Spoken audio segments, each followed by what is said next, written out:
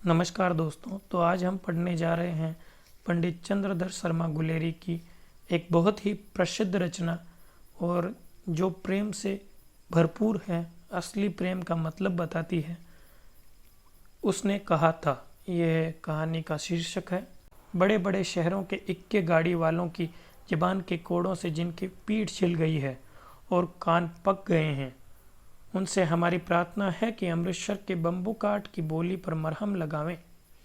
जब बड़े बड़े शहरों की चौड़ी सड़कों पर घोड़े की पीठ पर चाबुक से धुनते हुए इक्के वाले कभी घोड़े की नानी से अपना निकट संबंध स्थिर करते हैं, कभी राह चलती पैदल की आंखों के न होने पर तरस खाते हैं, कभी उनके पैरों की अंगुलियों के पोरों को चींत कर अपने ही को सताया हुआ बताते हैं और संसार भर की ग्लानि, निराशा और क्षोभ के अवतार बने नाक की सीध चले जाते हैं, तब अमृतसर में उनकी बिरादरी वाले तंग चक्करदार गालियों में हर एक लड्डीवाल के लिए ठहर कर शब्द का समुद्र उबड़ा कर, बचो खालसा जी, हटो भाई जी, ठहरना भाई, आने दो लाला जी, हटो बादशाह, कहते हुए सफ़ेद फेंटों, खच्चरों और बत्तखों, गन्नों और भारे वालों के जंगल में से राह कहते हैं।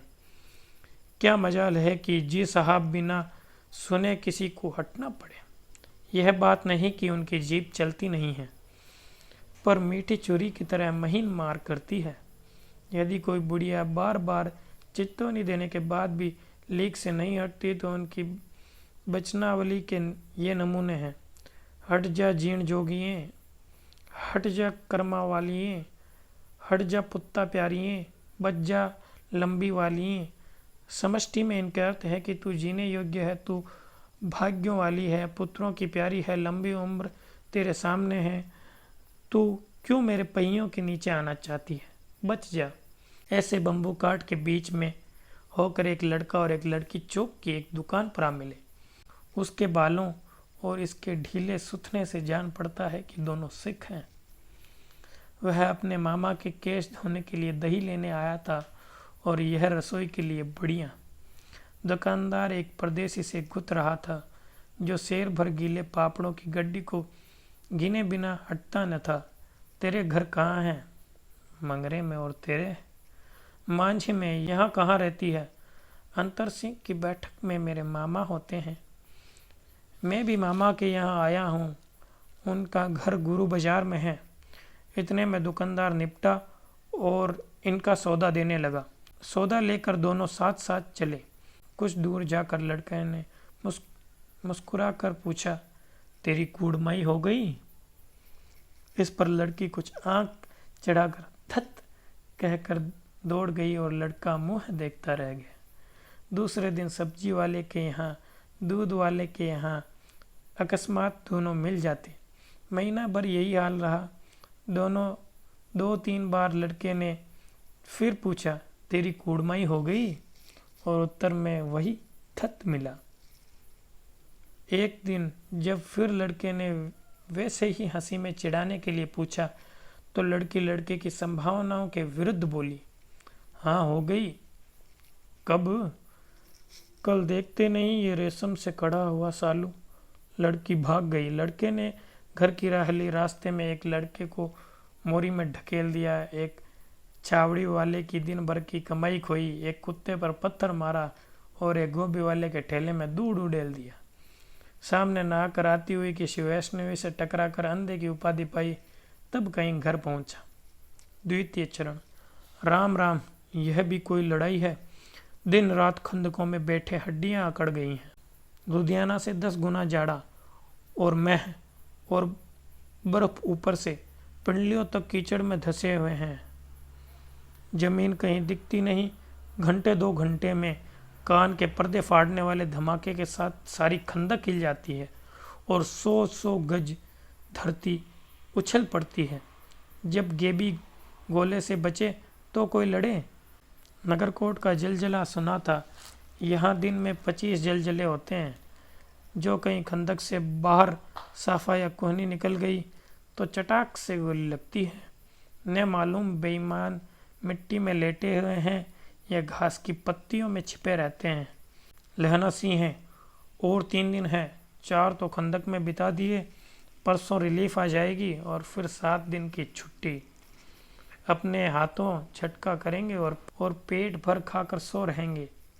उस फिरंगी मेम के बाग में मखमल का सहारा घास है, फल और दूध की वर्षा कर देती है। लाख कहते हैं दाम नहीं लेती, कहती है तुम राजा हो, मेरे मुल्क को बचाने आए हो। 4 दिन तक एक पलक नींद नहीं मिली। बिना फेरे घोड़ा बिगड़ता है और बिना लड़े सिपाही। मुझे तो संगीन चढ़ाकर मार्च का हुक्म मिल जाए, फिर 7 जर्मनों को अकेला मार कर न लौटूं तो मुझे दरबार साहब की दहली पर मत्था टेकना नसीब न हो। पाजी कहीं के कलों के घोड़े संगीन देखते ही मुंह फाड़ देते हैं और अपने पैर पकड़ने लगते हैं। यूं अंधेरे में 30-30 मन का गोला फेंकते हैं। उस दिन धावा किया था, 4 मील तक जर्मन नहीं छोड़ा था। पीछे जनरल ने हट जाने का कमान दिया, नहीं तो सीधे बर्लिन पहुंच जाते। क्यों? सूबेदार हजारा सिंह ने मुस्कुराकर कहा, लड़ाई के मामले में जमादार या नायक के चलाए नहीं चलते, बड़े अफसर दूर की सोचते हैं।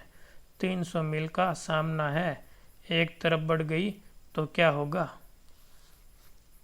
सूबेदार जी ये सच है, लहना सिंह बोला, पर करे क्या, हड्डियों में तो जाड़ा धस गया है। सूर्य निकलता नहीं और खाई में दोनों तरफ से चंबे की बावलियों कैसे सोते झर रहे हैं। एक धावा हो जाए तो गर्मी आ जाए।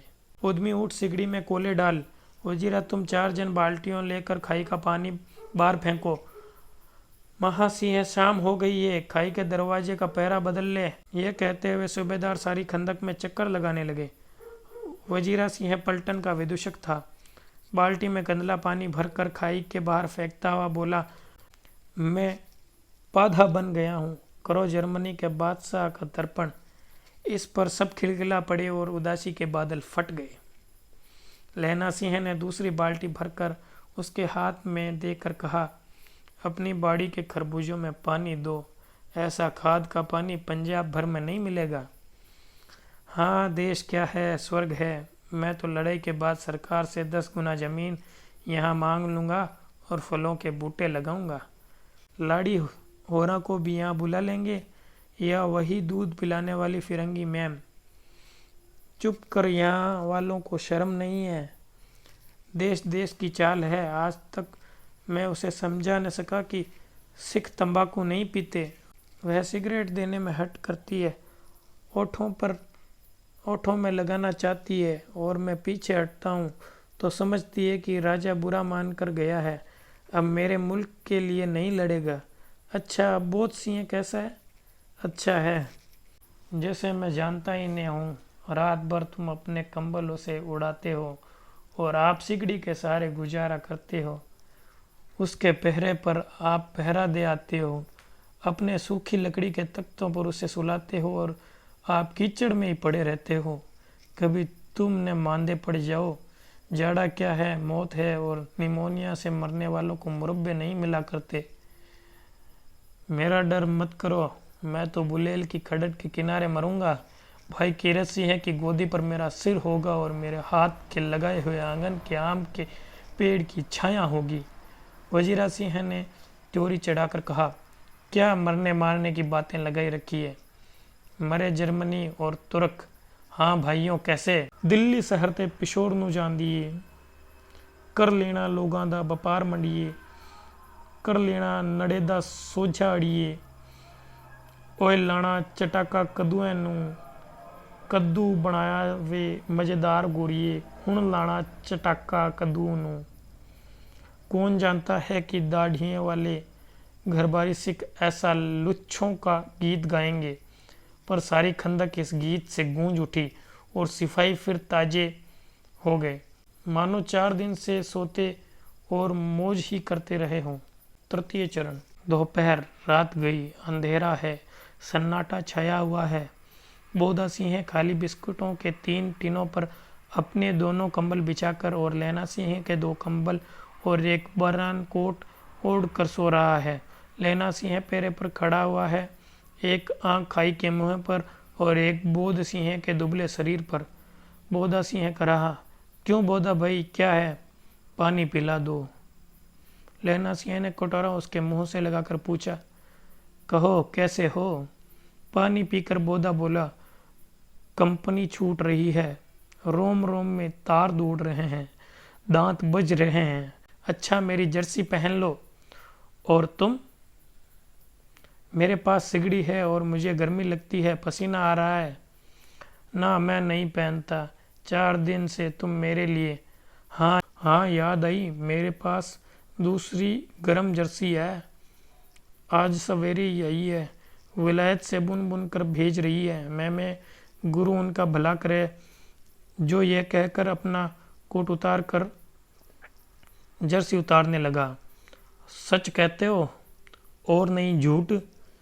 यूं कहकर नहीं करते बोधा को उसने जबरदस्ती जर्सी पहना दी और आप खाकी कोट और जीन का कुर्ता भर पहनकर पैरे पर आ खड़ा हुआ। मैम की जर्सी की कथा केवल कथा ही थी। आधा घंटा बीत गया। इतने में खाई के मुंह से आवाज आई, सूबेदार हजारा सी हैं। कौन? लपटन साहब। हुक्म हुजूर, कहकर सूबेदार तन कर फौजी सलाम करते हुए सामने हुआ। देखो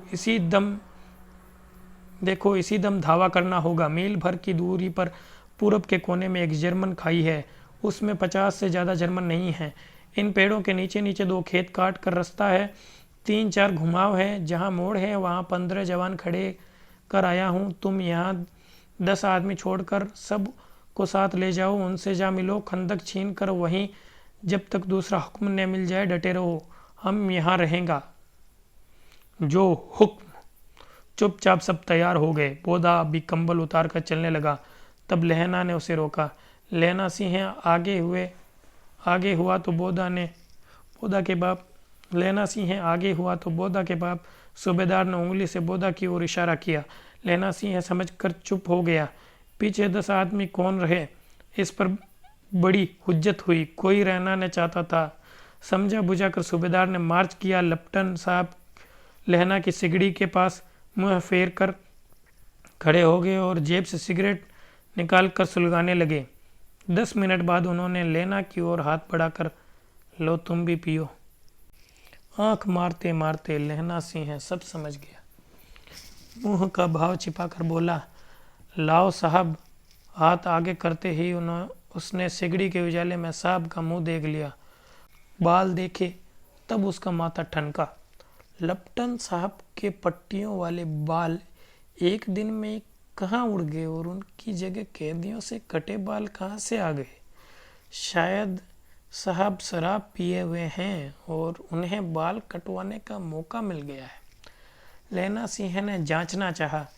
लपटन साहब 5 वर्ष से उसकी रेजिमेंट में थे। क्यों साहब, हम हिंदुस्तान कब जाएंगे? लड़ाई खत्म होने दो। क्यों? क्या यह देश पसंद नहीं? नहीं साहब, शिकार के वे मज़े कहाँ हैं। याद है पार साल नकली लड़ाई के पीछे आप जगाधरी ज़िले में शिकार करने गए थे। हाँ हाँ, वही जब आप खोते पर सवार थे और आपका खानसामा अब्दुल्ला रास्ते के एक मंदिर में जल चढ़ाने को रह गया था। बेशक पाजी कहीं का। सामने से वह नील गाय निकली कि ऐसी बड़ी मैंने कभी न देखी थी, और आपकी एक गोली कंधे में लगी, पुट्ठे में निकली। ऐसे अफसर के साथ शिकार खेलने में मज़ा ही है। क्यों साहब, शिमले से तैयार होकर उस नील गाय का सिर आ गया था ना? आपने कहा था कि रेजिमेंट की मेस में लगाएंगे। हाँ, पर मैंने वह विलायत भेज दिया। ऐसे बड़े बड़े सींग 2 फुट के तो होंगे ही। हाँ लहना सिंह, 2 फुट 4 इंच के थे। तुमने सिगरेट नहीं पिया? पीता हूँ साहब, दिया सलाई ले आता हूँ, कहकर लहना सिंह खंदक में घुसा। अब उसे संदेह नहीं रहा था। उसने झटपट निश्चय कर लिया कि क्या करना चाहिए। अंधेरे में किसी सोने वाले से वह टकराया। कौन, वजीरा सिंह है? हाँ, क्यों लहना, क्या कयामत आ गई? जरा तो आंख लगने दी होती। होश में आओ, कयामत आ गई है और लपटन साहब की वर्दी पहन कर आई है। क्या? लपटन साहब या तो मारे गए हैं या कैद हो गए हैं। उनकी वर्दी पहनकर कोई जर्मन आया है। सूबेदार ने इसका मुंह नहीं देखा। मैंने देखा है और बातें की है। सोहरा साफ उर्दू बोलता है, पर किताबी उर्दू, और मुझे पीने को सिगरेट दिया है। तो अब मारे गए। धोखा है। सूबेदार होरा कीचड़ में चक्कर काटते फिरेंगे और यहाँ खाई पर धावा होगा। उठो, काम करो। पलटन के पैरों के निशान देखते देखते जोड़ जाओ, अभी बहुत दूर न गए होंगे। सूबेदार से कहो एकदम लौट आए। खंदक की बात झूठी है। चले जाओ, खंदक के पीछे से निकल जाओ, पत्ता तक न खड़के, देर मत करो। हम तो यही है कि ऐसी तैसी हुक्म की। मेरा हुक्म। जमादार लहना सिंह है जो इस वक्त यहाँ से सबसे बड़ा अफसर है, उसका हुक्म है। मैं लपटन साहब की खबर लेता हूँ, पर यहाँ तो तुम 8 हैं। 8 नहीं, 10 लाख। एक एक अकालिया सिख 1.25 लाख के बराबर होता है। चले जाओ। लौट कर खाई के मुहाने पर लहना सिंह दीवार से चिपक गया। उसने देखा कि लपटन साहब ने जेब से बेल के बराबर 3 गोले निकाले। तीनों को जगह जगह खंदक की दीवारों में घुसेड़ दिया और तीनों में से एक तार सा बांध दिया। इतने में बिजली की तरह दोनों हाथों से उल्टी बंदूक को उठाकर लहना सिंह ने साहब की कूहनी पर तान कर दे मारा। धमाके के साथ साहब के हाथ से दिया सलाई गिर पड़ी। लहना सिंह ने एक कुंदा साहब की गर्दन पर मारा और साहब आंख मीन गोट कहते हुए चित हो गए।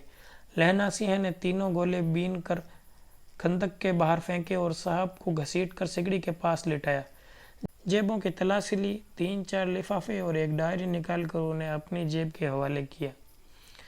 साहब की मूर्छा हटी। लहना सिंह हंसकर बोला, क्यों लपटन साहब, मिजाज कैसा है? आज मैंने बहुत बातें सीखी। यह सीखा कि सिख सिगरेट पीते हैं। यह सीखा कि जगाधारी के जिलों में नीलगायें होती है और उनके 2 फुट 4 इंच के सींग होते हैं। यह सीखा कि मुसलमान खानसामा मूर्तियों पर जल चढ़ाते हैं और लपटन साहब खोते पर चढ़ते हैं। पर यह तो कहो, ऐसी साफ उर्दू कहाँ से सीख आए? हमारे लपटन साहब तो बिन डेम के 5 लफ्ज भी नहीं बोला करते थे। लहना ने पतलून के जेबों की तलाशी नहीं ली थी। साहब ने मानो जाड़े से बचने के लिए दोनों हाथ जेबों में डाले। लहना सिंह कहता गया, चालाक तो बड़े हो, पर मांझे का लहना इतने बरस लपटन साहब के साथ रहा है। उसे चकमा देने के लिए 4 आंखें चाहिए। 3 महीने हुए। एक तुर्की मौलवी मेरे गांव आया था। औरतों को बच्चे होने के लिए ताबीज बांटता था और बच्चों की दवाई देता था। चौधरी के बड़ के नीचे मंजा बिछाकर हुक्का पीता रहता था और कहता था कि जर्मनी वाले बड़े पंडित हैं। वेद पढ़ पढ़ कर उसमें से विमान चलाने की विद्या जान गए हैं। गौ को नहीं मारते, हिंदुस्तान में आ जाएंगे तो गौ हत्या बंद कर देंगे। मंडी के बनियों को बहकाता कि डाक खाने से रुपया निकाल लो, सरकार का राज्य जाने वाला है। डाक बाबू पोलूराम भी डर गया था। मैंने मुल्ला जी की दाढ़ी मूड़ दी थी और गांव से बाहर निकाल कर कहा कि जो मेरे गांव में अब पैर रखा तो। साहब की जेब में से पिस्तौल निकला और लहना की जांग में गोली लगी। इधर लहना की हेनरी मार्टिन के 2 फायरों ने साहब की कपाल क्रिया कर दी। धड़ाका सुनकर सब दौड़ आए। बोधा चिल्लाया, क्या है? लहना ने उसे यह कहकर सुला दिया कि एक हड़का हुआ कुत्ता आया था, मार दिया और औरों से सब हाल कह दिया। सब बंदूकें लेकर तैयार हो गए। लहना ने साफा फाड़ कर घावों के दोनों तरफ पट्टियां कसकर बांध दी। घाव मांस में ही था। पट्टियों के कसने से लहू निकलना बंद हो गया। इतने में 70 जर्मन चिल्लाकर खां में घुस पड़े। सिखों की बंदूकों की बाढ़ ने पहले धावे को रोका, दूसरे को रोका, पर यहाँ थे 8। लहना सिंह तक तक कर मार रहा था। वह खड़ा था और लेटे हुए थे, और वे 70 अपने मुर्दा भाइयों के शरीर पर चढ़कर जर्मन आगे घुसे आते थे। थोड़ी देर में अचानक से आवाज आई, वाहेगुरु जी दी फतेह, वाहेगुरु जी दा खालसा।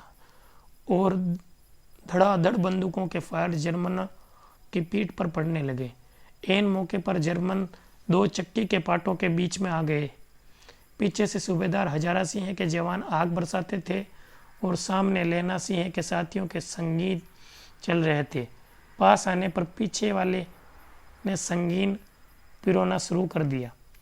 एक किलकारी और, अकाल सिखा दी फौज आई, वाहेगुरु जी दी फतेह, वाहेगुरु जी दा खालसा, सत श्री अकाल पुरख। और लड़ाई खत्म हो गई। 63 जर्मन या तो खेत रहे थे या कर्राह रहे थे। सिखों ने 15 के प्राण लिए। सूबेदार के दाहिने कंधे में गोली आर पार निकली गई। लहना सिंह की पसली में एक गोली लगी। उसने घाव को खंदक की गीली मिट्टी से पूरा कर लिया और बाकी का साफा कसकर कमरबंद की तरह लपेट लिया। किसी को खबर नहीं हुई कि लहना को दूसरा भारी घाव लगा है। लड़ाई के समय चांद निकल आया था, ऐसा चांद जिसके प्रकाश से संस्कृत कवियों का दिया हुआ शयी नाम सार्थक होता है। और हवा ऐसी चल रही थी कि जैसी वाणभट्ट की भाषा में दंती वीणोपदेशाचार्य कहलाती है। वजीरा सिंह कह रहा था कि कैसे मन भर फ्रांस की भूमि मेरे बूटों से चिपक रही थी जब मैं दौड़ा दौड़ा सूबेदार के पीछे गया था। सूबेदार लहना सिंह से सारा हाल सुनकर और कागजात पाकर वह उसकी तुरंत बुद्धि को सराह रहे थे और यह कह रहे थे कि तू न होता तो आज सब मारे जाते। इस लड़ाई की आवाज़ 3 मील दाहिनी ओर की खाई वालों ने सुन ली। उन्होंने पीछे टेलीफोन कर दिया। वहाँ झटपट 2 डॉक्टर और 2 बीमार ढोने की गाड़ियाँ चली, जो कोई 1.5 घंटे के अंदर अंदर आ पहुँची। फील्ड अस्पताल नज़दीक था। सुबह होते होते वहाँ पहुँच जाएंगे, इसलिए मामूली पट्टी बांधकर एक गाड़ी में घायल लिटाए गए और दूसरी गाड़ी में लाशें रखी गई। सूबेदार ने लहना सिंह की जांघ में पट्टी बंधवानी चाहिए, पर उसने यह कहकर टाल दिया कि थोड़ा घाव है, सवेरे देखा जाएगा। बोध सिंह ज्वर में बर्रा रहा था। वह गाड़ी में लिटाया गया। लहना को छोड़कर सूबेदार जाते नहीं थे। यह कहकर लहना ने कहा, तुम्हें बोधा की कसम है और सूबेदारनी जी की सौगंध है वो जो इस गाड़ी में नहीं चले जाओ तो। और तुम मेरे लिए वहाँ पहुँचकर गाड़ी भेज देना, और जर्मन मुर्दों के लिए भी तो गाड़ियाँ आती होंगी। मेरा हाल बुरा नहीं है, देखते नहीं मैं खड़ा हूँ, वजीर सिंह मेरे पास ही है। अच्छा, पर बोधा गाड़ी पर लेट गया। भला आप भी चढ़ जाओ। सुनिए तो सूबेदारनी, होरा को चिट्ठी लिखो तो मेरा माथा टेकना लिख देना, और जब घर आओ तो कह देना कि मुझसे जो उसने वादा कहा था वह मैंने पूरा कर दिया। गाड़ियाँ चल पड़ी थी। सूबेदार ने चढ़ते चढ़ते लहना का हाथ पकड़कर कहा था, तुमने मेरे और बोधा के प्राण बचाए हैं, लिखना कैसा? साथ ही घर चलेंगे। अपनी सूबेदारनी को तू ही कह देना। उसने क्या कहा था? अपनी गाड़ी पर चढ़ जाओ, मैंने जो कहा वह लिख देना और कह भी देना। गाड़ी के जाते जाते लहना लेट गया। वजीरा, पानी पिला दे और मेरा कमरबंद खोल दे, तर हो रहा है। 5वां चरण। मृत्यु के कुछ समय पहले स्मृति बहुत साफ हो जाती है। जन्म भर की घटनाएं एक एक करके सामने आती हैं। सारे दृश्यों के रंग साफ होते हैं। समय की धुंध बिल्कुल उन पर से हट जाती है। लहना 12 वर्ष का था। अमृतसर में मामा के यहाँ आया हुआ था। दही वाले के यहाँ, सब्जी के यहाँ, हर कहीं से उसे एक 8 वर्ष की लड़की मिल जाती है। जब वह पूछता है तेरी कुड़मई हो गई, तब धत कहकर भाग जाती है। एक दिन उसने वैसे ही पूछा तो उसने कहा, हाँ हो गई। देखते नहीं ये रेशम के फूलों वाला सालू। सुनते ही लहना सिंह को दुख हुआ। क्रोध हुआ। क्यों हुआ? वजीरा सिंह है, पानी पिला दो। 25 वर्ष बीत गए। अब लहना सिंह 77 राइफल्स में जमादार हो गया। उस 8 वर्ष की कन्या का ध्यान ही न रहा, न मालूम वह कभी मिली थी या नहीं। 7 दिन की छुट्टी लेकर जमीन के मुकदमे की पैरवी करने वह अपने घर गया। वहाँ रेजिमेंट के बड़े अफसर की चिट्ठी मिली कि फौज लाम पर जाती है, फौरन चले आओ। साथ ही सूबेदार हजारा सिंह की चिट्ठी मिली कि मैं और बोदा सिंह भी लाम पर जा रहे हैं, लौटते हुए हमारे घर होते आना, साथ ही चलेंगे। सूबेदार का गांव रास्ते में ही पड़ता था और सूबेदार उसे बहुत चाहता था। लहना सिंह सूबेदार के यहाँ पहुंचा। जब चलने लगे तब सूबेदार बेड़े में से निकल कर आया। बोला, लहना, सूबेदार ने तुमको जानती है, बुलाती है, जा मिला। लहना सिंह भीतर पहुंचा। सूबेदार ने मुझे जानती है? कब से? रेजिमेंट के क्वार्टरों में तो कभी सूबेदारनी के घर के लोग नहीं रहे। दरवाजे पर जाकर मत्था टेकना कहा। असीस सुनी। लहना सिंह चुप। मुझे पहचाना नहीं? तेरी कूड़माई हो गई, धत कल हो गई। देखते नहीं, यही रेशम बूटों वाला सालू। अमृतसर में भावों की टकराहट से मूर्छा खुली, करवट बदली, पसली का घाव बह निकला। वजीरा पानी पिला दे, उसने कहा। सोपन चल रहा है। सूबेदारनी कह रही है, मैंने तेरे को आते ही पहचान लिया। एक काम कहती हूँ, मेरे तो भाग फूट गए। सरकार ने बहादुरी का खिताब दिया है, लायलपुर में ज़मीन दी है। आज नमक हलाली का मौका आया है, पर सरकार ने इन तीमियों की एक घंगरियाँ पलटन क्यों ने बना दी, जो मैं भी सूबेदार जी के साथ चली जाती। एक बेटा है, फौज में भर्ती हुए उसे 1 ही बरस हुआ, उसके पीछे 4 और हुए, एक भी नहीं जिया। सूबेदारनी रोने लगी। अब दोनों जाते हैं, मेरे भाग तुम्हें याद हैं? एक दिन तांगे वाले का घोड़ा दही वाले की दुकान के पास बिगड़ा था। तुमने उस दिन मेरे प्राण बचाए थे। आप घोड़े की लातों में चले गए थे और मुझे उठाकर दुकान के तख्ते पर खड़ा कर दिया था। ऐसे ही इन दोनों को बचाना, यह मेरी भिक्षा है। तुम्हारे आगे आंचल पसारती हूँ। रोती रोती सूबेदारनी ओबरी में चली गई। लहना भी आंसू पोंछता हुआ बाहर आया। वजीरा सिंह पानी पिला दे, उसने कहा था। लहना का सिर अपनी गोद में रखे वजीरा सिंह बैठा है। जब मांगता है तब पानी पिला देता है। आधा घंटे तक लहना चुप रहा, फिर बोला, कौन? कीरत सिंह? वजीरा ने कुछ समझ कर कहा, हाँ भैया, मुझे और ऊंचा कर ले, अपने पट पर मेरा सिर रख ले। वजीरा ने वैसा ही किया। हाँ अब ठीक है, पानी पिला दे, बस अब के हाड़ में यह आम खूब फलेगा। चचा भतीजा दोनों यहीं बैठकर आम खाना। जितना बड़ा तेरा भतीजा उतना ही यह आम है। जिस महीने उसका जन्म हुआ था उसी महीने में मैंने इसे लगाया था। वजीरा सिंह के आंसू टप टप कर रहे थे। कुछ दिन पीछे लोगों ने अखबार में पढ़ा, फ्रांस और बेल्जियम 68वीं सूची, मैदान में घावों से मरा, नंबर 77 सिख राइफल्स जमादार लहना सिंह की मृत्यु हो गई।